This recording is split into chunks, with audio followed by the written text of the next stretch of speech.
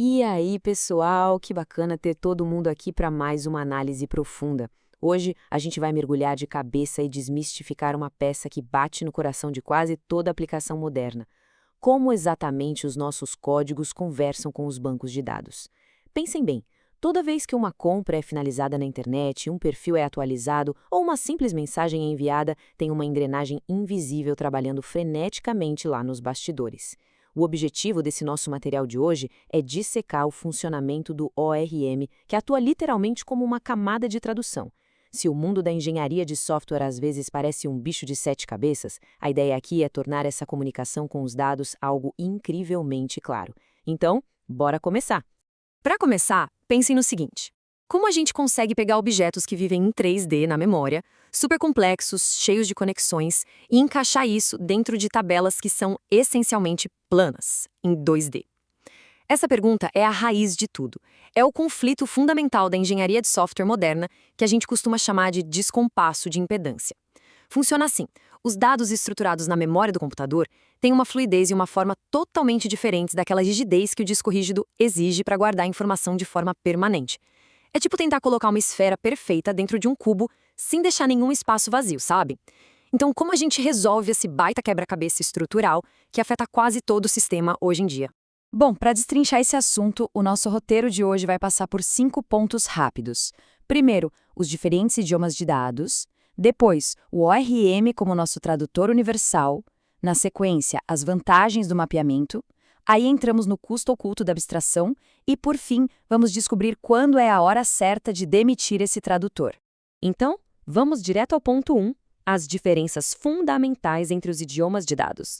A verdade é que existe um abismo filosófico e até matemático gigantesco entre os dois mundos. De um lado, a programação orientada a objetos. Nela, a gente trabalha com o que dá para visualizar como grandes teias ou grafos em 3D. Os objetos ali não têm só dados parados, eles têm comportamentos e se conectam livremente pela memória. Imaginem um usuário que tem uma lista de postagens e cada postagem tem dezenas de comentários. Tudo muito fluido. Só que do outro lado, a gente esbarra no banco de dados relacional. Ele é estrito, matemático. Ele organiza as coisas em tabelas estritamente planas, tipo planilhas bidimensionais de linhas e colunas. Para guardar as coisas ali, aquelas estruturas ricas da memória precisam ser totalmente despedaçadas, jogadas em tabelas diferentes e coladas de novo usando chaves primárias e estrangeiras. É um choque massivo de realidades. E é exatamente por causa desse choque que a gente entra na seção 2, o momento em que o ORM entra em cena como o tradutor universal. O tal do mapeamento objeto-relacional, que todo mundo chama pela sigla ORM, assume um papel fascinante nessa história toda.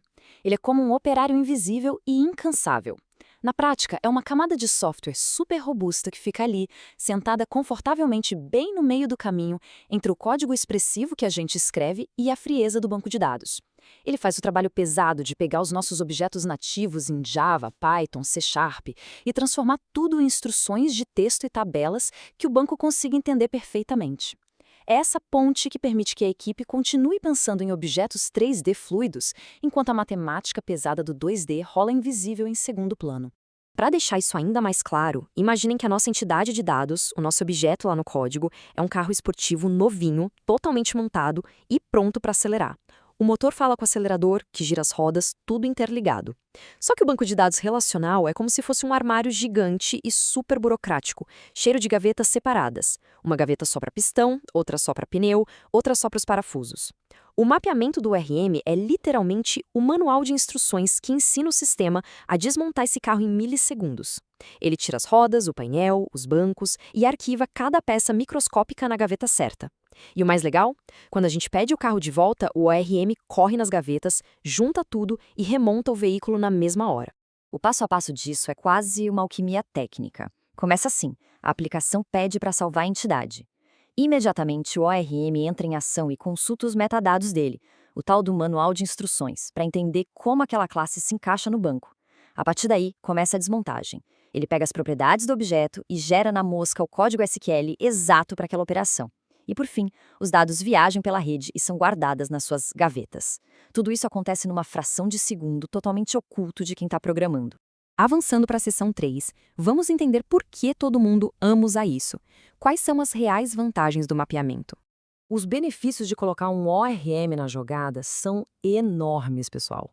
O mais gritante deles é a produtividade absurda para a equipe de desenvolvimento. Ninguém mais perde horas escrevendo aqueles comandos SQL repetitivos para coisas simples como inserir ou ler um dado. O código fica muito mais limpo e fácil de dar manutenção. Outra coisa incrível é a independência de banco de dados. O ORM é tipo um diplomata poliglota. Ele permite que a aplicação rode num PostgreSQL hoje e mude para um SQL Server amanhã sem precisar reescrever milhares de linhas de código. Mas o verdadeiro pulo do gato que às vezes a galera esquece é a segurança. O ORM funciona como um escudo nativo contra o temido SQL Injection. Como ele usa consultas parametrizadas por padrão, ele separa o comando de fato do texto que o usuário digitou. Se alguém tentar mandar um código malicioso num formulário, o ORM trata aquilo só como um texto inofensivo. Fim de papo pro ataque. Mas nem tudo são flores, certo? Chegamos à seção 4, o custo oculto da abstração.